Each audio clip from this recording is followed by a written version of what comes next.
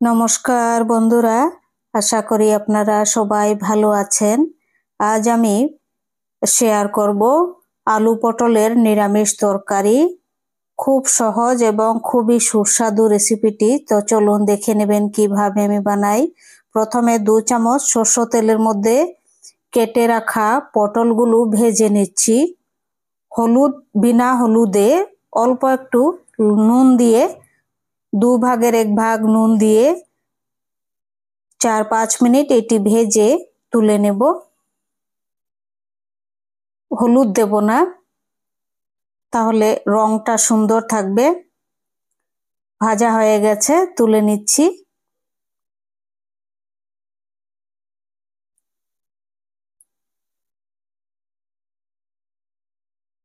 এখন এই তেলের মধ্যেই আমি একটি আলু ভেজে নিচ্ছি।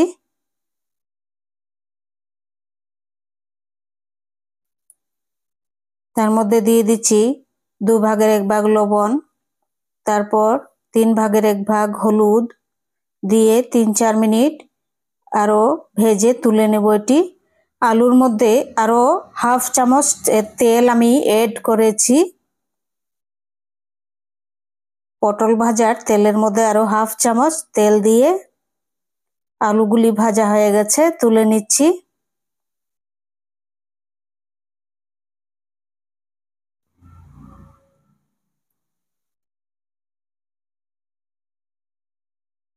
এখন দিয়ে দিচ্ছি অল্প একটু এই তেলের মধ্যেই হিং, সামান্য 4 ভাগের 1 ভাগ হিং দিয়ে দিচ্ছি।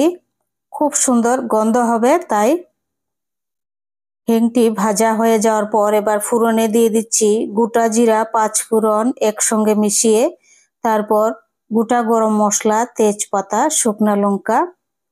ফোড়নগুলি ভাজা হয়ে যাওয়ার পর এখন দিয়ে দেব 3 চামচ জিরে আর ধনিয়া পাউডার মিক্স করা 3 চামচ, আর 1 চামচ লবণ, হাফ চামচ লাল লঙ্কা পাউডার, হাফ চামচ হলুদ। এবার দিয়ে দিচ্ছি 2টি কাঁচা লঙ্কা বাটা, তারপর হাফ চামচ আদা বাটা দিয়ে 10 মিনিট খুব ভালো করে গ্যাসের ফ্লেমটি মিডিয়ামে রেখে সাঁতলাবো। মশলাটি খুব ভালো করে কষিয়ে নেব। এখন দিয়ে দিচ্ছি 1 চামচ বড় চামচে গোবিন্দভোগ চাউল। এই চালটি দেওয়ার পর আরো 5 মিনিট খুব ভালো করে ভেজে নেব মশলার সাথে। চাল আর মশলা ভাজা হয়ে গেছে ভালোভাবে, দেখুন খুব সুন্দর মশলাও কষানো হয়ে গেছে, চাউলগুলিও ভাজা হয়ে গেছে। এখন দিয়ে দিচ্ছি একটি টমেটো বাটা দিয়ে আরো 5 মিনিট এটি ভালো করে কষিয়ে নেব। খুব সুন্দর গন্ধ বেরোচ্ছে, এরকম রান্না করে আপনারা খাবেন, খুব ভালো লাগবে। গোবিন্দভোগ চাল দিয়ে আলু পটলের তরকারি।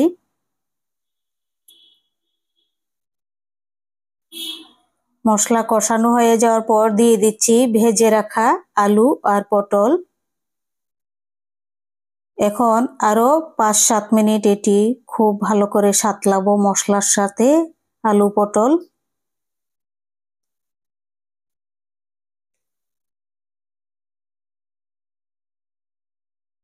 কষানো হয়ে গেছে, এবার দিয়ে দিচ্ছি 1 কাপ গরম জল।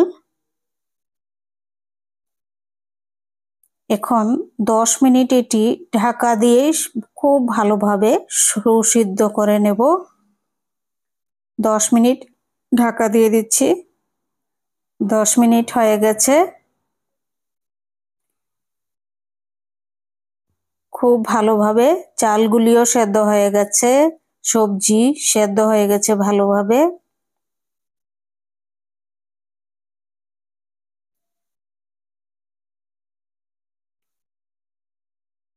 এখন দিয়ে দিচ্ছি শাহি গরম মশলা পাউডার হাফ চামচ, তারপর দিয়ে দিচ্ছি হাফ চামচ চিনি,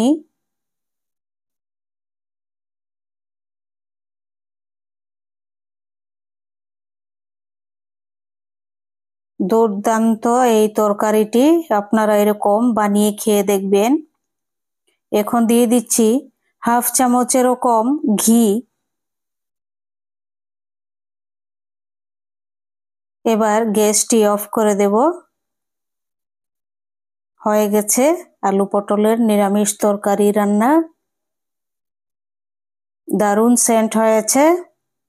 আপনাদের যদি রেসিপিগুলো ভালো লাগে তাহলে সাবস্ক্রাইব করবেন, লাইক করবেন, শেয়ার করবেন, কমেন্ট করে জানাবেন কেমন হয়েছে। দেখুন, এটি অসাধারণ তরকারি।